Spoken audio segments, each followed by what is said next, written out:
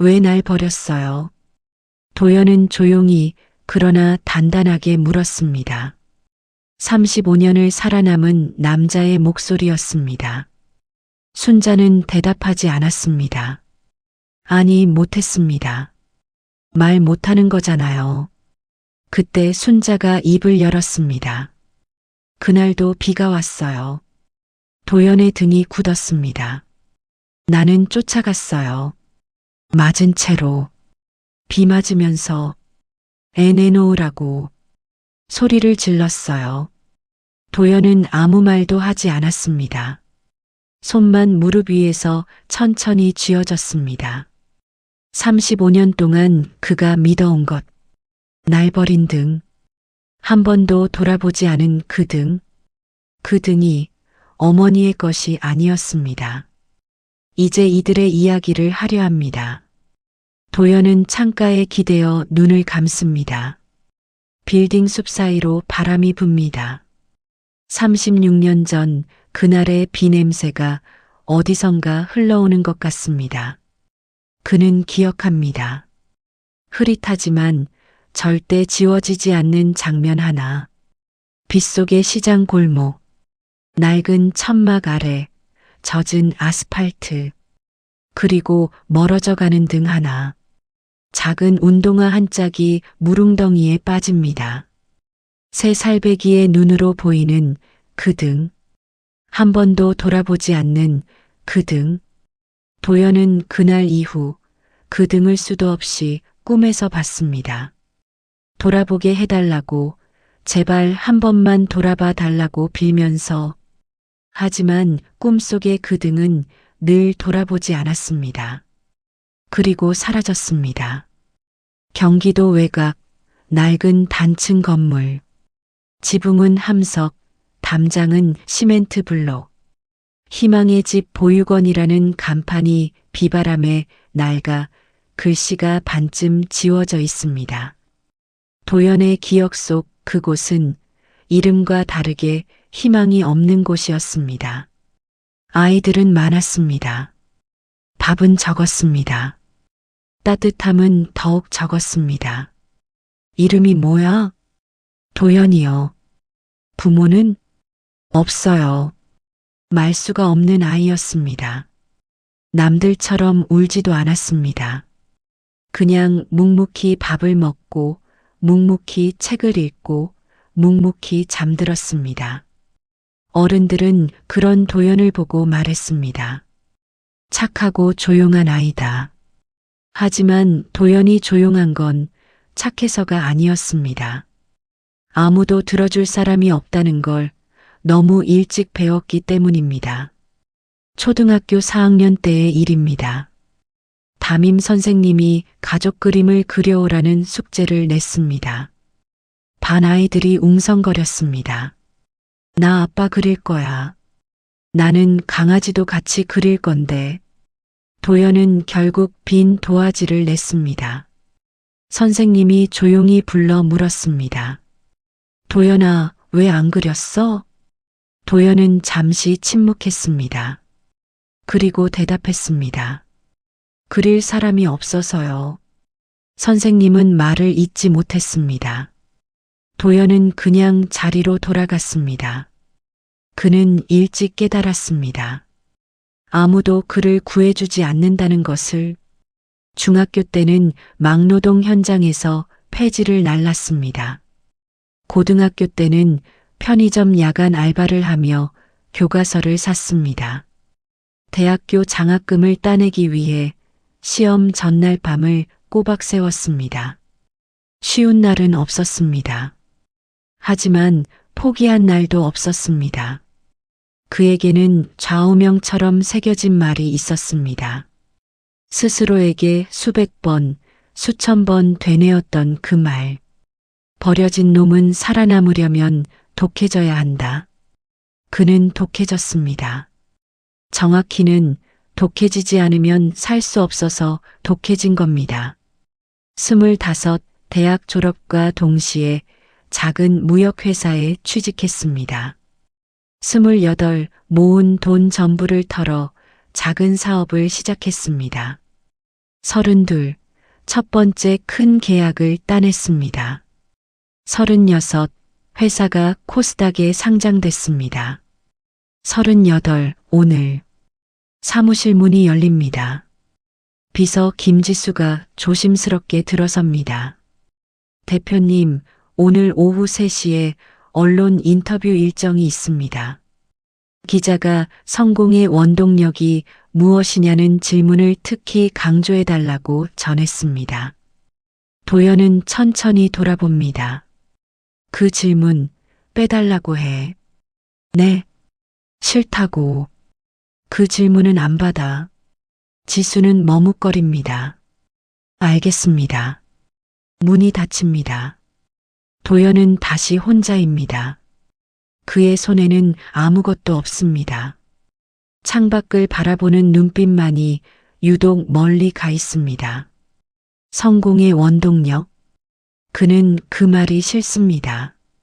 사람들은 성공을 아름답게 포장하고 싶어 합니다. 꿈이 있었다. 포기하지 않았다. 좋은 사람들이 도와줬다. 하지만 도연의 원동력은 그런 게 아니었습니다. 분노였습니다. 그리고 증명하고 싶은 마음이었습니다. 날 버린 세상을 향해 내가 틀리지 않았다는 것을. 이야기는 3주 전으로 거슬러 올라갑니다. 도연은 자신이 나온 보육원에 기부금을 전달하러 갔습니다. 매년 익명으로 해오던 일이었습니다. 그냥 습관처럼 아무 감정 없이. 그런데 그날 예상치 못한 일이 벌어집니다. 보육원 원장, 70대 후반의 박 원장님이 도연을 알아봤습니다. 도연이 맞지? 강도연이 맞지? 도연은 굳었습니다. 어떻게 아세요? 내가 네가 들어오던 날 봤어. 비 오던 날이었잖아. 3살짜리가 혼자서 골목 끝에 서 있었어. 도연은 대답하지 않았습니다. 그냥 박 원장의 손을 가만히 바라봤습니다. 그리고 박 원장은 조용히 말했습니다. 도연아, 사실 남은 기록이 있어. 네 엄마 이름이랑 주소가 적혀 있는 서류. 침묵이 흘렀습니다. 아주 길고 무거운 침묵이었습니다. 도연의 심장이 쿵 내려앉는 느낌이었습니다. 35년간 한 번도 흔들린 적 없던 그 심장이. 그날 밤 도연은 사무실 소파에 홀로 앉아 있었습니다. 봉투를 열지 않았습니다. 1시간 동안 그냥 앉아서 바라만 봤습니다. 이상한 감정이었습니다. 무섭다는 게 아니었습니다. 두렵다는 것도 정확하지 않았습니다. 그냥 열면 뭔가가 달라질 것 같은 느낌. 지금껏 단단하게 쌓아온 벽이 흔들릴 것 같은 예감. 도연은 술을 마셨습니다. 평소에 마시지 않는 위스키를 한 잔 따랐습니다.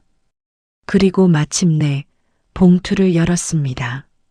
낡은 종이 위에 적힌 이름 3글자. 이순옥. 그리고 그 아래 주소. 경기도 어느 작은 동네. 도연은 그 이름을 손가락으로 천천히 따랐습니다. 이순옥. 이순옥. 어머니.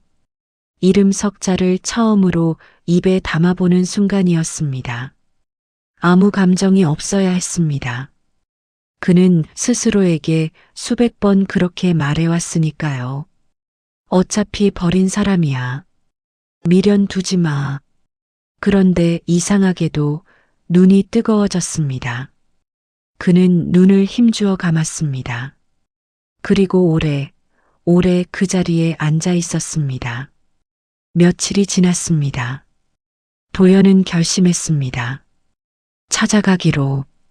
하지만 그 방법이 달랐습니다. 그는 그냥 찾아가지 않기로 했습니다. 자신이 강도연임을 밝히지 않기로 했습니다. 이유는 단순했습니다. 그가 강도연 대표로 찾아가면 그 여자는 어떻게든 포장을 할 겁니다. 반기는 척, 미안한 척, 어쩔 수 없었다는 척. 하지만 그가 아무것도 아닌 사람으로 간다면 그때 그 여자의 반응이 진짜일 겁니다. 그게 보고 싶었습니다. 그게 알고 싶었습니다. 날 버린 이유가 뭔지, 그리고 그게 여전히 유효한지. 도연은 옷장을 열었습니다. 정장들 사이에서 가장 구석에 있는 옷을 꺼냈습니다. 오래된 회색 점퍼, 무릎이 다른 청바지. 한때 정말로 이런 옷을 입었던 시절이 있었습니다. 지금 이 옷을 입으니 그 시절로 돌아가는 것 같습니다. 차를 바꿨습니다. 회사 법인차 대신 오래된 중고 소나타를 빌렸습니다. 시계도 뺐습니다. 명함도 없습니다. 이제 강도연은 없습니다. 그냥 서울 어딘가의 평범한, 아니 평범하지도 못한 한 남자. 도연은 차에 탑니다. 내비게이션에 주소를 입력합니다.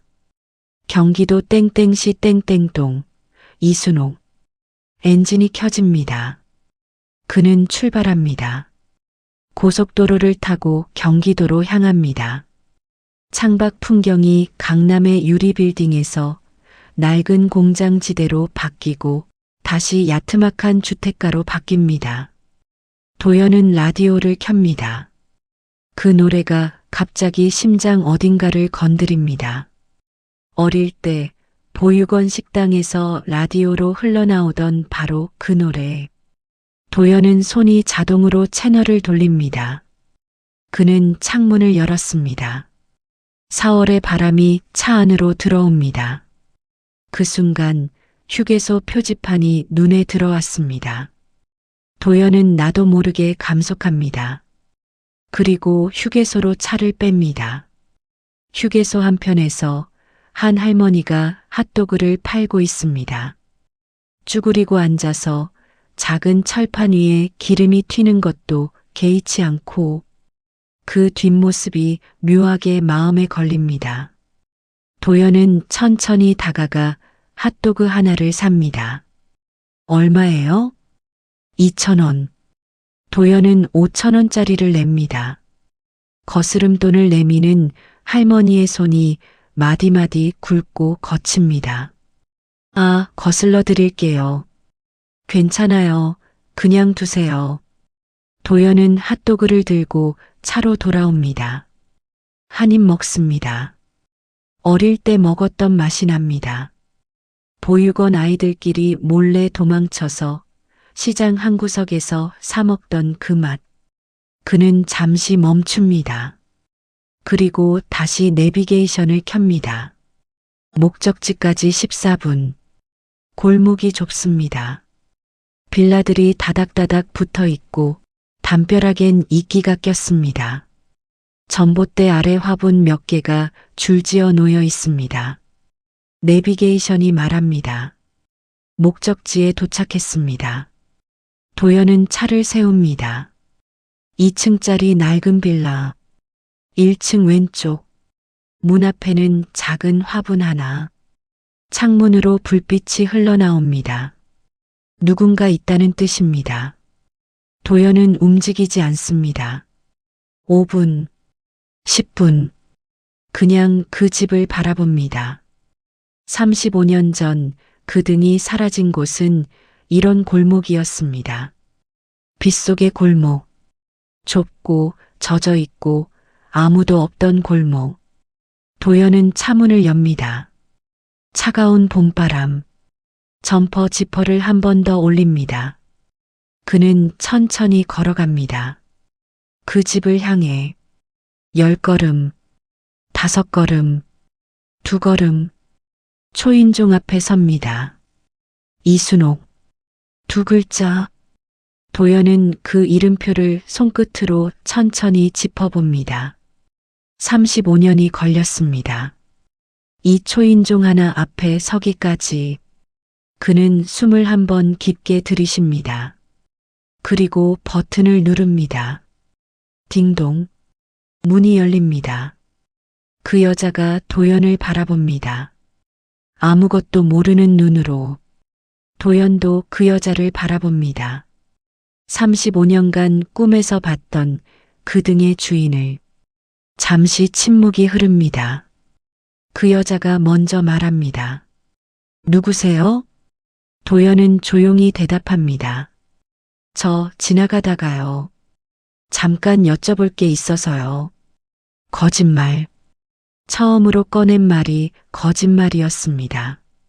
하지만 그게 아직은 필요한 거짓말이었습니다. 그는 아직 준비가 안 됐으니까요.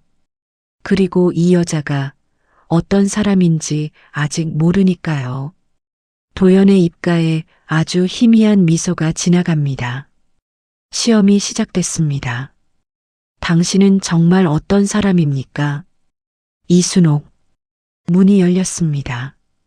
그 여자는 예상보다 작았습니다. 어깨가 굽어 있었고 머리카락은 반쯤 휘었습니다. 낡은 꽃무늬 조끼를 걸치고 손에는 행주를 들고 있었습니다. 그녀가 바로 윤순자, 도연의 친모입니다.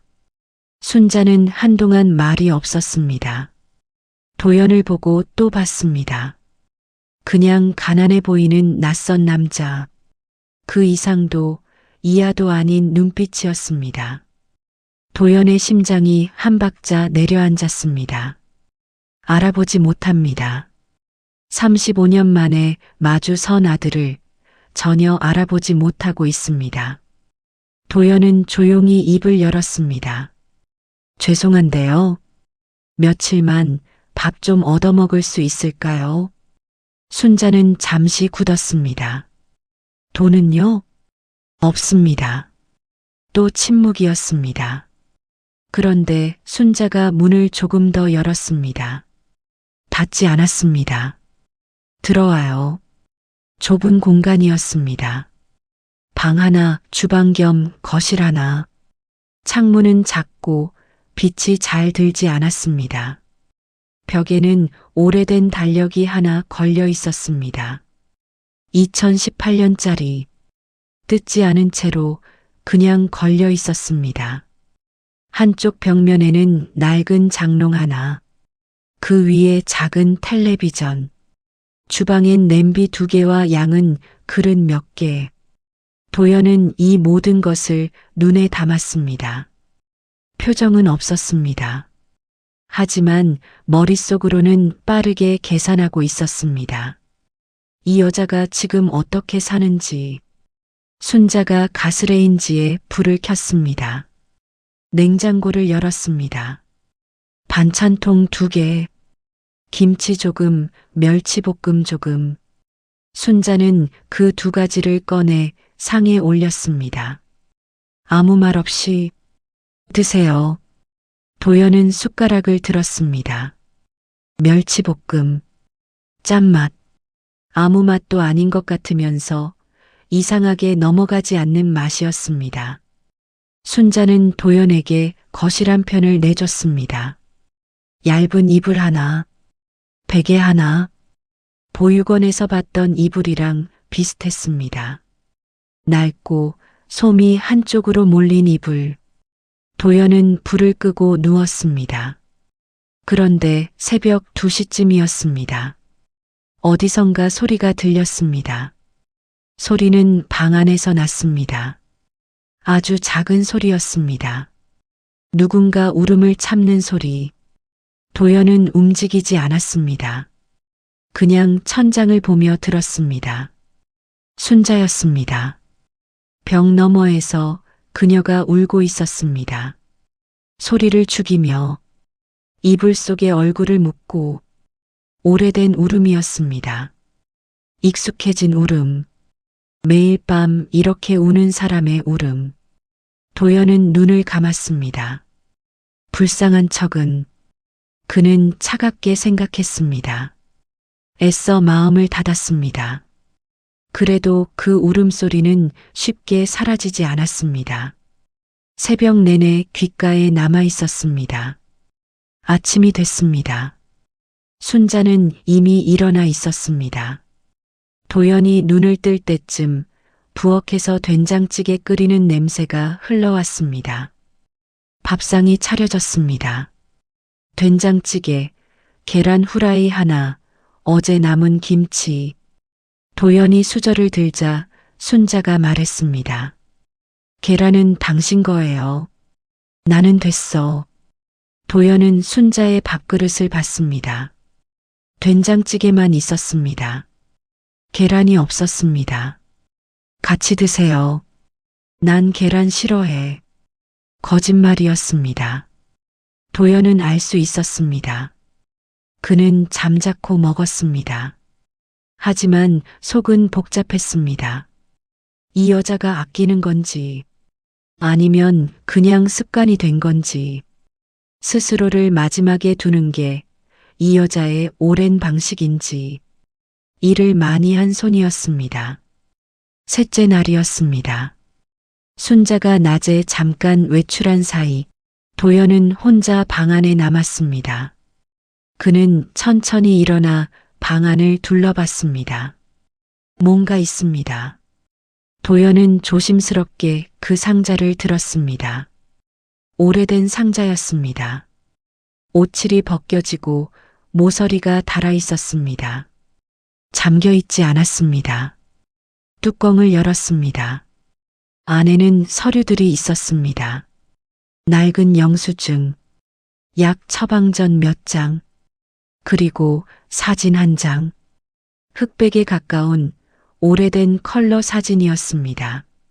3살쯤 되어 보이는 아이, 작고 통통한 볼, 짧게 자른 머리카락, 카메라를 향해 무표정으로 서 있는 아이. 도연은 그 사진을 오래 봤습니다. 알고 있었습니다. 그게 자기 자신이라는 것을. 어린이집에서 찍은 사진인지 보육원에서 찍은 사진인지는 알 수 없었습니다. 하지만 그 눈이 기억났습니다. 거울로 볼 때마다 마주치던 그 낯선 눈. 이 여자가 이 사진을 갖고 있었습니다. 버리지 않고 도연은 사진을 다시 상자에 넣었습니다. 뚜껑을 닫았습니다. 상자를 제자리에 올렸습니다. 그리고 자리에 앉아 한동안 아무것도 하지 않았습니다. 버리지 않았네. 단 한 줄의 생각. 하지만 그 다음 생각이 바로 따라왔습니다. 그래도 날 버린 건 사실이잖아. 넷째 날 오후였습니다. 골목 어귀에서 소란이 났습니다. 이웃집 아주머니가 순자를 향해 소리를 지르고 있었습니다. 아니, 아주머니, 저번 달 관리비 또 안 내셨잖아요. 벌써 3달째예요, 3달. 순자가 고개를 숙였습니다. 죄송해요. 다음 달엔 꼭. 다음 달, 다음 달. 그 말만 벌써 몇 번째예요. 도연은 골목을 내려다봤습니다. 관리비. 얼마인지는 모릅니다. 하지만 그 금액이 이 여자에겐 버거운 모양이었습니다. 도연은 주머니에 손을 넣었습니다. 지갑 안에 현금이 있었습니다. 그러나 꺼내지 않았습니다. 그는 창가에서 물러났습니다. 아직은 아니었습니다. 그날 밤이었습니다. 도연은 불을 끄고 누웠지만 잠들지 않았습니다. 벽 너머 순자의 방에서 또 소리가 났습니다. 이번엔 울음이 아니었습니다. 도연은 고개를 약간 돌렸습니다. 순자는 장롱이 상자를 꺼내 들고 있었습니다. 도연이 낮에 열어봤던 그 상자. 그녀는 사진을 꺼냈습니다. 조명 아래서 천천히 들여다봤습니다. 순자의 입술이 움직였습니다. 소리는 없었습니다. 하지만 도연은 입모양을 읽을 수 있었습니다. 미안해. 그 두 글자가 그의 가슴 어딘가에 조용히 박혔습니다. 하지만 도연은 눈을 감았습니다. 이를 꽉 깨물었습니다. 지금 와서. 그는 돌아눕습니다. 벽을 향해. 순자 쪽 등을 돌리고 다음 날 아침이었습니다. 도연이 부엌에 들어서자 순자가 뭔가를 화급히 감추는 것이 보였습니다. 뭐예요? 아니야. 아무것도 아니야. 도연은 잠시 순자를 바라봤습니다. 그리고 아무 말도 하지 않았습니다. 밥을 먹는 내내 순자는 어딘가 불안해 보였습니다. 손이 조금 떨렸습니다. 숟가락을 2번 놓쳤습니다. 도연은 못 본 척했습니다. 식사가 끝나고 순자가 설거지를 하는 사이 도연은 조용히 앞치마를 봤습니다. 식탁 의자에 걸려있는 앞치마 주머니. 그는 하지 않았습니다. 그러나 설거지를 마친 순자가 앞치마를 두르려다 주머니에서 무언가를 흘렸습니다. 바닥에 떨어진 건 사진이었습니다. 낡은 그 사진이었습니다. 순자가 허둥지둥 집어들었습니다. 아, 이게 사진이네요. 아무것도 아니에요. 아무것도 아닌 게 아니었습니다. 둘 다 알고 있었습니다. 도연은 그냥 방으로 들어갔습니다. 문 너머로 순자의 작은 한숨 소리가 들렸습니다. 그는 스스로에게 물었습니다. 이 여자가 나를 버린 게 잘못된 선택이었다고 후회하는 건지, 아니면 그냥 시간이 지나 외로워서 꺼내보는 건지 구분이 되지 않았습니다. 그게 더 불편했습니다. 차라리 이 여자가 나쁜 사람이면 편합니다. 뻔뻔하거나 기억조차 못하거나 그러면 깔끔하게 경멸하고 돌아서면 그만입니다. 그런데 이 여자는 밥을 줬습니다. 사진을 갖고 있었습니다. 밤마다 울었습니다. 도연은 고개를 저었습니다. 그래도 그 2글자가 전부였습니다. 그래도 날 버린 건 사실이잖아. 그는 마음을 다잡았습니다. 흔들린 만큼 더 단단히. 이번 시험이 아직 끝나지 않았습니다.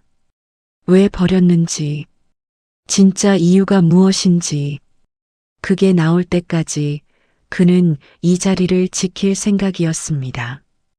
그날 저녁이었습니다. 도연이 마당에서 담배를 피우고 있을 때 순자가 조심스럽게 밖으로 나왔습니다. 둘은 한동안 아무 말도 하지 않았습니다. 그러다 순자가 먼저 입을 열었습니다. 눈이 많이 닮았네요. 도연이 굳었습니다. 누구랑요? 순자는 대답하지 않았습니다. 그냥 하늘만 봤습니다. 그리고 조용히 안으로 들어갔습니다. 도연은 그 자리에 남았습니다. 눈이 닮았다. 누구와 닮았다는 걸까요? 그 말이 아직 지우지 못한 불씨 하나를 도연의 가슴속에 다시 짚였습니다. 알면서 모른 척하는 걸까요? 아니면 진짜 모르는 걸까요? 답은 아직 알 수 없었습니다. 하지만 한 가지만은 분명했습니다.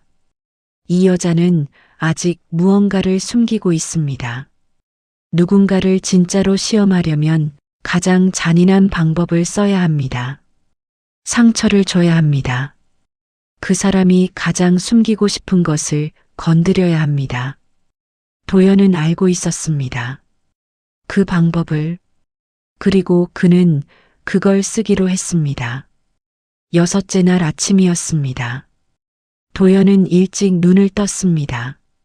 아직 순자가 일어나기 전이었습니다. 부엌에는 아무 소리도 없었습니다. 그는 생각했습니다. 닷새 동안 이 여자를 봤습니다. 밥을 줬습니다. 사진을 간직했습니다. 밤마다 울었습니다. 그래서 그게 다 진짜라고 해도 왜 버렸는지는 아직 모릅니다. 미안하다는 말 한마디 없이 사진만 들여다본다고 그게 용서의 이유가 되진 않습니다. 더 강하게 건드려야 합니다. 포장이 벗겨질 때까지, 이 여자의 진짜 속이 드러날 때까지 도연은 그날의 계획을 세웠습니다. 오전이었습니다. 순자가 장을 보러 나간 사이 도연은 골목 입구 편의점으로 향했습니다. 도연은 음료수 하나를 집었습니다. 계산대 앞에 섰습니다. 그리고 계산을 하지 않고 그냥 걸어 나왔습니다. 저 손님, 계산 안 하셨잖아요. 도연은 멈추지 않았습니다. 그냥 천천히 아무렇지 않게 걸었습니다. 순자의 눈이 커졌습니다. 알바생이 뒤따라 나와 소리쳤습니다. 아주머니, 이 사람 아시죠? 물건 그냥 들고 나왔어요. 순자가 굳었습니다. 도연은 순자를 봤습니다. 무표정으로. 순자가 서둘러 지갑을 열었습니다. 죄송해요. 제가 낼게요. 얼마예요? 알바생이 금액을 말했습니다. 순자가 꼬깃꼬깃한 1,000원짜리를 꺼냈습니다. 계산이 끝났습니다. 알바생이 들어갔습니다. 골목이 조용해졌습니다. 순자는 한동안 고개를 들지 못했습니다. 그러다 천천히 도연을 봤습니다. 화를 내지 않았습니다. 소리를 지르지도 않았습니다. 그냥 짧게 이렇게만 말했습니다. 배고프면 말해요. 내가 사줄게요. 도연은 대답하지 않았습니다. 그는 예상했습니다. 화를 낼 거라고, 당장 나가라고 할 거라고. 그런데 이 여자는 그러지 않았습니다. 오후였습니다. 도연은 골목 안쪽 평상에 앉아 있는 동네 할아버지들 쪽으로 걸어갔습니다. 한 할아버지가 도연을 위아래로 훑쳤습니다. 당신 누구야? 여기 사는 사람이야? 저요? 저기 윤순자 씨 집에 있어요. 할아버지들이 서로 눈빛을 교환했습니다. 순자 씨 집? 아니, 순자 씨가 사람을 들였어? 도연은 슬쩍 장기판에 손을 뻗었습니다. 한 말을 집어들고 엉뚱한 자리로 옮겼습니다. 야, 이 사람아. 왜 남의 장기를 건드려? 순식간에 골목이 시끄러워졌습니다. 주변 집에서 사람들이 하나둘 고개를 내밀었습니다. 무슨 일이야? 저 사람 누구야? 순자 씨 집에 있는 사람이래. 순자가 달려왔습니다. 앞치마를 두른 채 슬리퍼 소리를 내며 상황을 보자마자 굳었습니다. 그리고 바로 허리를 숙였습니다. 죄송합니다. 제가 잘못 가르쳤어요. 이 사람이 좀 그래도 제가 책임질게요. 정말 죄송합니다. 아니, 순자 씨. 이런 사람을 왜 집에 들여요? 혼자 사는 분이 조심해야지. 이런 놈은 그냥 내보내요, 내보내. 뭘 책임져요. 도연은 그 자리에 서서 그 모든 걸 받았습니다. 모욕적인 시선, 수군거리는 소리, 차가운 손가락질. 이런 시선은 익숙했습니다. 보육원 시절부터 어딜 가나 따라다니던 시선이었습니다. 순자는 계속 고개를 숙이고 있었습니다. 사람들이 하나둘 흩어질 때까지 골목이 다시 조용해졌습니다. 순자가 천천히 고개를 들었습니다. 도연과 눈이 마주쳤습니다. 순자가 말했습니다. 들어와요. 그게 전부였습니다. 집 안으로 들어왔습니다. 순자는 아무 말 없이 부엌으로 갔습니다. 물을 올리고 라면을 꺼냈습니다. 도연은 식탁 앞에 앉아 그 뒷모습을 바라봤습니다. 저 여자가 화를 내지 않는 이유가 뭔지, 무서워서인지, 체념해서인지, 아니면 진짜로 아무렇지 않은 건지. 라면이 끓었습니다. 순자가 그릇에 담아 도연 앞에 놓았습니다. 먹어요. 도연은 젓가락을 들지 않았습니다. 왜 쫓아내지 않아요? 순자가 컵을 내려놓았습니다. 잠시 침묵이 흘렀습니다. 먹어요, 불어요. 도연은 더 묻지 않았습니다. 젓가락을 들었습니다. 라면을 먹었습니다. 아무 말도 없는 식탁이었습니다. 그런데 이상하게 불편하지 않았습니다. 일주일이 됐습니다. 도연은 더 강하게 가기로 했습니다. 잔잔한 시험으로는 이 여자의 속이 드러나지 않았습니다. 진짜를 건드려야 했습니다. 그 밤 순자는 또 울었습니다. 도연은 또 들었습니다. 그리고 이번엔 일어났습니다. 문틈 사이로 봤습니다. 순자가 사진을 안고 있었습니다. 품에 꼭 아이를 안듯이. 도연은 문에서 물러났습니다. 자리로 돌아왔습니다. 누웠습니다. 그리고 눈을 뜬 채 새벽을 보냈습니다. 내일. 그는 속으로 정했습니다. 내일 끝낸다. 다음 날 저녁이었습니다. 순자가 설거지를 끝내고 수건으로 손을 닦으며 나왔습니다. 도연은 거실 한가운데 서 있었습니다. 왜 그러고 서 있어요? 도연은 대답하지 않았습니다. 잠시 순자를 바라봤습니다. 그리고 천천히 입을 열었습니다. 왜 나 같은 인간을 도와줘요? 순자가 멈췄습니다. 훔치고, 소란 피우고, 민폐만 끼쳤잖아요. 왜 쫓아내지 않는 거예요? 순자는 시선을 내렸습니다. 그냥이요? 도연은 한 걸음 더 다가갔습니다. 그리고 말했습니다. 이 말을 위해 일주일을 기다렸습니다. 당신도 나 같은 애 버린 적 있잖아요. 정적이 흘렀습니다. 순자의 얼굴이 굳었습니다. 눈빛이 달라졌습니다. 흔들렸습니다. 뭔가가 건드려진 것 같았습니다. 도연은 그 얼굴을 놓치지 않았습니다. 순자는 한동안 말이 없었습니다. 그냥 서 있었습니다. 수건을 든 채, 눈을 내린 채, 도연은 기다렸습니다. 이 여자가 어떻게 나오는지, 화를 낼지, 울지, 변명을 할지. 그런데 순자가 입을 열었을 때 그 목소리는 도연이 예상한 것과 달랐습니다. 낮았습니다. 떨렸습니다. 그러나 분명했습니다.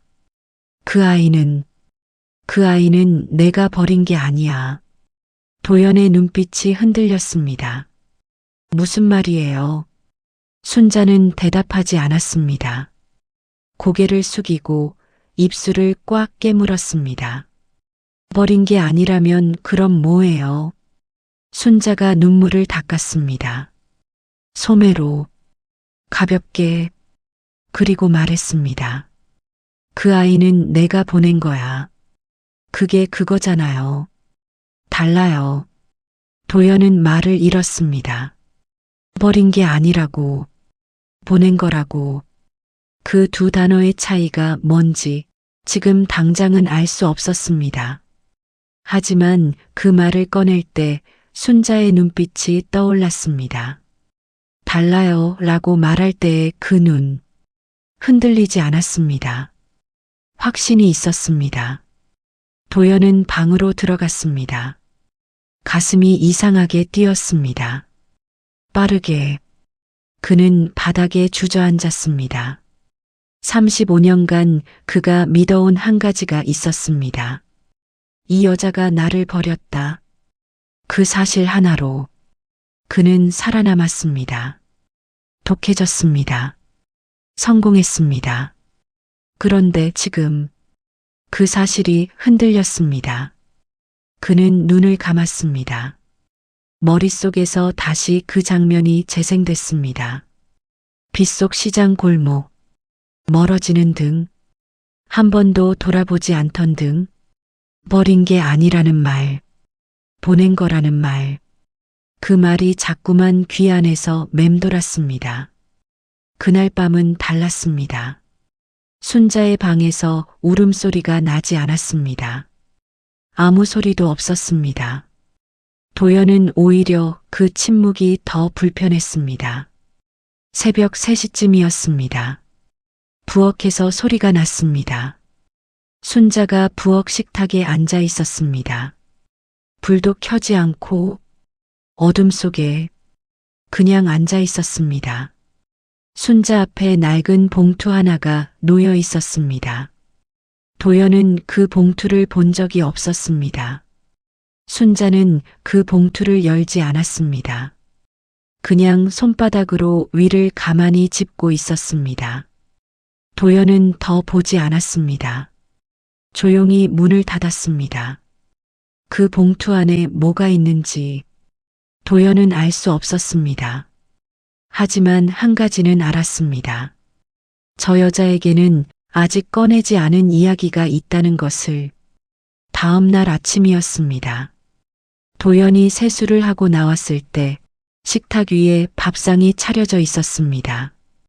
평소와 다름없이 된장찌개, 계란 후라이, 김치. 순자는 부엌에서 그릇을 닦고 있었습니다. 뒷모습만 보였습니다. 어젯밤의 말은 없었습니다. 봉투도 없었습니다. 아무 일도 없었다는 듯이 도연은 자리에 앉았습니다. 밥을 한술 떴습니다. 그리고 멈췄습니다.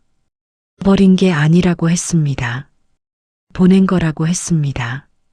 그렇다면 도연의 눈이 좁아졌습니다.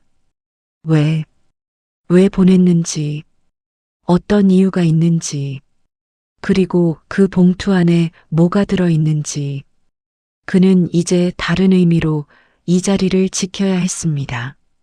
파헤치기 위해서가 아니라 알아야 하기 때문에. 진짜 이유가 35년 동안 단 한 번도 들을 수 없었던 그 이유가 이 집 어딘가에 있을 테니까요. 아침이었습니다. 도연이 방에서 나왔을 때 식탁 위에 밥상 대신 낡은 봉투 하나가 놓여 있었습니다. 어젯밤 부엌 어둠 속에서 순자가 손바닥으로 짚고 있던 그 봉투였습니다. 순자는 부엌 한켠에 등을 기댄 채 서 있었습니다. 팔짱을 끼지도 않고 그냥 두 손을 앞에 모으고 앉아요. 도연은 봉투를 한 번 더 봤습니다. 그리고 자리에 앉았습니다. 순자가 맞은편에 앉았습니다. 봉투를 도연 쪽으로 밀지 않았습니다. 그냥 테이블 위에 그대로 뒀습니다. 할 말이 있어요. 순자는 말을 시작하기 전에 숨을 한 번 들이켰습니다. 그 아이 아버지는 나쁜 사람이었어요. 도연은 움직이지 않았습니다. 손버릇이 있었어요. 처음엔 나한테만 그랬어요. 그래도 참았어요. 애가 있으니까. 골목 어디선가 아이들 뛰노는 소리가 들렸습니다. 순자는 그 소리가 들리는 창 쪽을 한번 봤다가 다시 시선을 내렸습니다. 근데 빚이 생겼어요. 큰 빚. 사채업자들이 집으로 찾아오기 시작했고 그 사람은 점점 더 거칠어졌어요. 도연은 아무 말도 하지 않았습니다. 그냥 듣고 있었습니다. 손은 무릎 위에 내려놓은 채 순자가 잠시 말을 멈췄습니다. 그날도 비가 왔어요. 도연의 등이 굳었습니다. 나는 애를 데리고 도망치려 했어요. 보따리 하나 싸서 버스 타고 친정 쪽으로 가려고. 근데 그 사람이 먼저 알았어요. 집에 들이닥쳤어요. 낮부터 술을 마신 채로. 순자의 손이 테이블 위에서 움직였습니다. 손끝이 봉투 모서리를 건드렸다가 물러났습니다. 나를 때렸어요. 한참을. 그러다가 애를 들었어요. 3살짜리를. 번쩍 들고서는 나가버렸어요. 도연은 숨을 참았습니다. 나는 쫓아갔어요. 맞은 채로. 비 맞으면서 소리를 질렀어요. 그 사람 이름을 내놓으라고. 근데 그 사람이 더 빨리 뛰었어요. 골목을 돌아서 사라졌어요. 나는 따라가다가 넘어졌고 일어났을 때는 아무도 없었어요. 도연의 머릿속에서 무언가가 겹쳤습니다. 빗속 시장 골목. 한 번도 돌아보지 않던 등. 그 등이 어머니의 등이 아니었습니다. 그날 그가 본 건 멀어져 가는 아버지의 등이었을 수도 있습니다. 그리고 어머니는 그 뒤를 쫓다 넘어졌을지도 모릅니다. 3살짜리 아이는 그 차이를 알 수 없었습니다. 그냥 등이 사라지는 것만 봤을 테니까요. 그는 지금 35년 된 기억이 천천히 바뀌는 것을 느꼈습니다. 무너지는 것 같기도 하고 오히려 제자리를 찾는 것 같기도 한. 순자가 다시 입을 열었습니다. 그 사람한테서 도망쳤어요. 그날 이후로 집도 버리고 그 사람도 버리고 애를 찾아야 했으니까. 그것밖에 없었으니까. 순자는 봉투를 손 위에 올렸습니다. 아직 열지 않았습니다. 보육원을 다녔어요. 서울, 경기도, 인천. 갈 수 있는 데는 다 갔어요. 이름을 대고, 나이를 대고, 생김새를 설명했어요. 근데 개인정보가 어쩌고, 규정이 어쩌고, 아무도 알려주지 않았어요. 도연은 자신이 있었던 보육원을 떠올렸습니다. 경기도 외곽, 희망의 집. 그 보육원에도 이 여자가 왔을 수 있습니다. 문 앞에서 이름을 댔을 수 있습니다. 그리고 쫓겨났을 수 있습니다. 도연이 그 안에 있는 줄도 모른 채 10년을 찾았어요. 그러다 몸이 나빠졌어요. 위가 망가졌고 돈도 바닥났어요.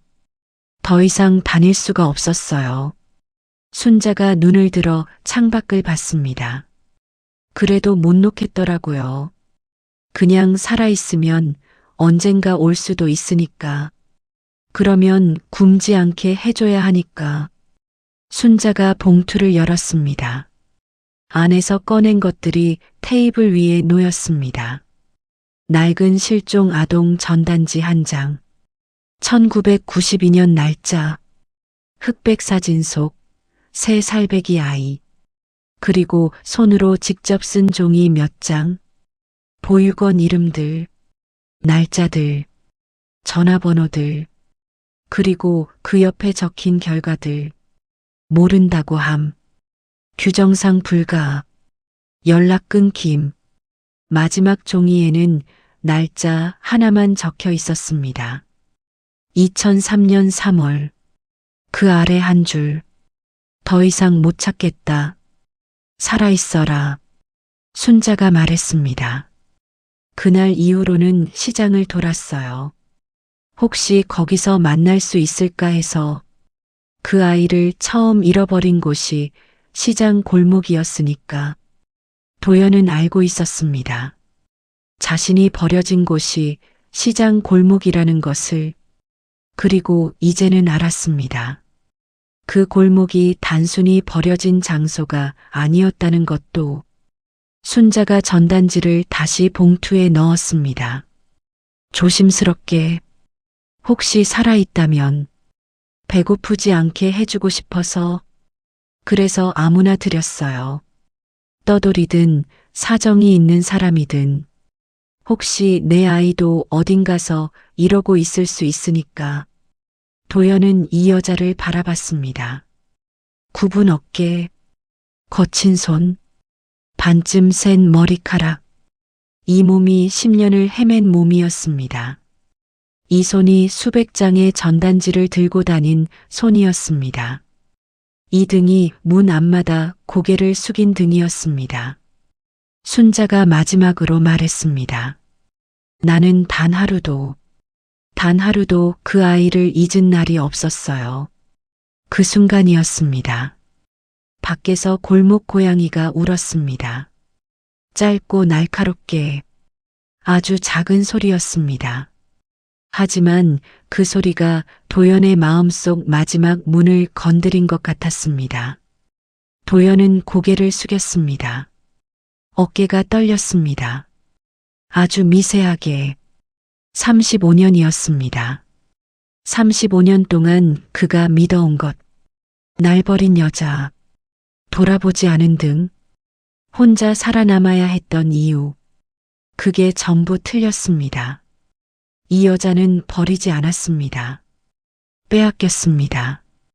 그리고 찾았습니다. 10년을 포기하지 않고 몸이 망가질 때까지 도연은 눈을 감았습니다. 그의 입에서 소리가 나오지 않았습니다. 울음도 말도 그냥 고개를 숙인 채 그 자리에 있었습니다.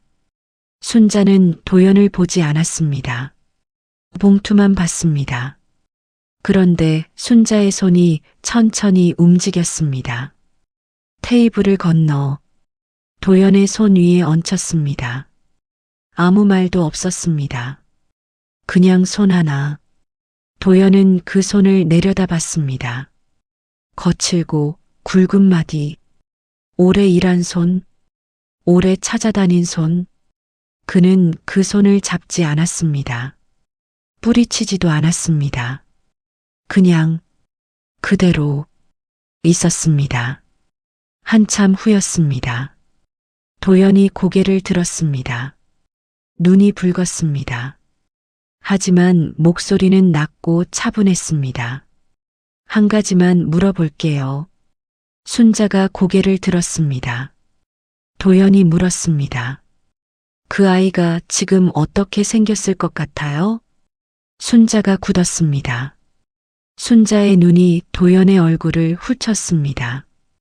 눈썹, 눈매, 입술의 선, 오래전부터 알고 있었는지도 모릅니다. 아니면 지금 이 순간 처음 보이는 건지도 모릅니다. 눈이 닮았네요. 35년이 지났습니다. 아이는 돌아왔습니다. 어머니 앞에. 다만 어머니는 아직 모릅니다. 그리고 아이는 이제 말해야 할지를 모릅니다. 다음 날 아침이었습니다. 순자가 부엌에서 국을 끓이고 있었습니다. 평소보다 조용한 아침이었습니다. 어젯밤의 말들이 아직 공기 속에 남아있는 것 같았습니다. 그때 방문이 열렸습니다.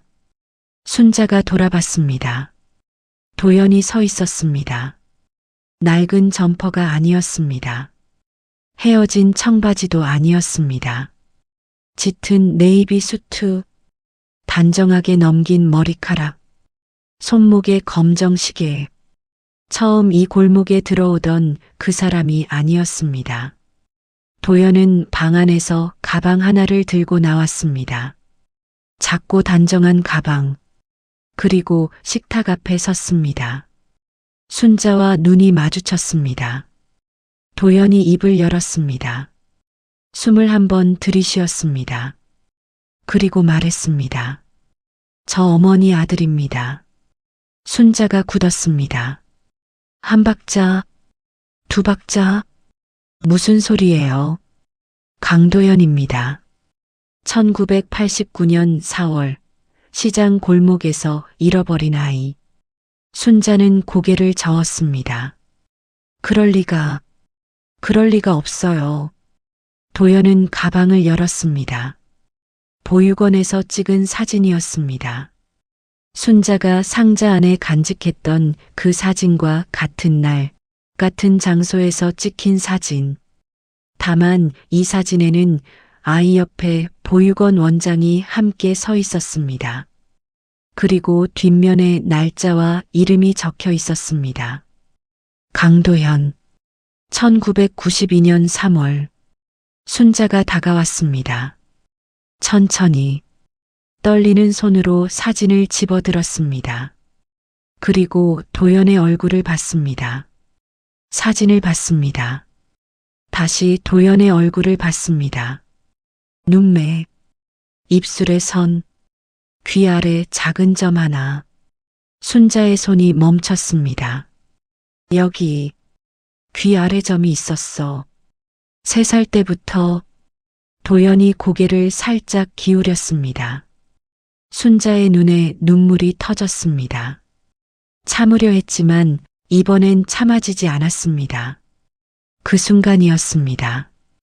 골목 밖에서 동네 아이가 자전거를 타다 넘어지는 소리가 들렸습니다. 쿵! 그리고 잠깐의 울음소리. 어미의 몸이었습니다. 아이 소리에 반사적으로 반응하는 순자가 무너졌습니다. 도연이 한 걸음 다가갔습니다. 무의식적으로. 그리고 순자의 어깨를 잡았습니다. 순자가 도연의 가슴에 이마를 댔습니다. 그리고 소리내어 울었습니다. 도연은 어떻게 해야 할지 몰랐습니다. 안아본 적이 없었습니다. 누군가를 이렇게. 그러다 천천히, 아주 천천히 그 등에 손이 얹혔습니다. 굽은 등이었습니다. 작은 등이었습니다.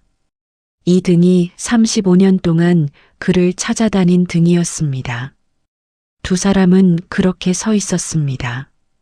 부엌 한가운데서 아무 말도 없이. 한참 후였습니다. 순자가 먼저 물러났습니다. 소매로 눈물을 닦았습니다. 도연이 자리에 앉았습니다. 순자도 앉았습니다. 도연은 잠시 테이블을 내려다봤습니다. 그리고 입을 열었습니다. 사실대로 말씀드려야 할 것 같아요. 순자가 도연을 봤습니다. 저는 처음부터 알고 왔습니다. 어머니가 누군지. 순자의 눈빛이 흔들렸습니다. 보육원 기록에서 이름과 주소를 찾았어요. 그리고 일부러 초라하게 입고 왔습니다. 어떤 사람인지 보려고. 순자는 말이 없었습니다. 편의점에서 물건 가져나온 것도, 골목에서 소란 피운 것도 다 일부러 한 겁니다. 그리고 분노가 있었습니다. 오랫동안 날 버린 사람한테. 순자가 고개를 숙였습니다. 그래서 시험하고 싶었어요. 나쁜 사람이면 그냥 돌아서려고. 그러면 깨끗하게 끝낼 수 있으니까. 근데 그러지 못했습니다. 순자는 고개를 든 채 눈물을 참았습니다. 참으려 했지만 참아지지 않았습니다. 미안하다. 너무 늦어서. 너무 오래 걸려서. 혼자 크게 해서. 그게 내 죄야. 네가 뭘 겪었는지 몰라도 그건 내 죄야. 도연은 그 모습을 바라봤습니다. 고개를 숙인 어머니, 작은 어깨, 흔들리는 등. 그는 천천히 고개를 저었습니다. 아니요. 순자가 고개를 들었습니다. 아직 안 늦었어요. 저 잘 컸어요. 힘들었지만 살아남았어요. 그러니까 이제부터 하면 돼요. 도연이 일어났습니다. 짐 챙겨주세요. 순자가 눈을 깜빡였습니다. 짐이요? 같이 가야죠. 순자는 말을 잇지 못했습니다. 도연은 부엌으로 들어갔습니다. 가스 잠갔는지 확인했습니다.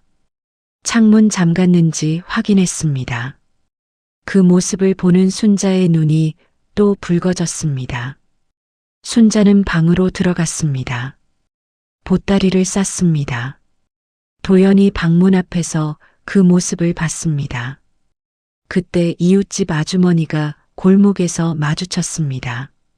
어머, 순자 씨. 짐 싸요? 이사 가요? 순자가 뭐라 대답하려는데 도연이 먼저 말했습니다. 어머니 모시러 왔습니다. 아주머니가 입을 다물지 못했습니다. 도연은 순자의 보따리를 받아들었습니다. 그리고 먼저 골목을 나섰습니다. 순자가 뒤를 따랐습니다. 슬리퍼에서 낡은 운동화로 갈아 신고 차에 탔습니다. 도연의 차였습니다. 중고 소나타가 아니었습니다. 검정 세단. 조용하고 깔끔한 차 안. 도연이 시동을 걸었습니다.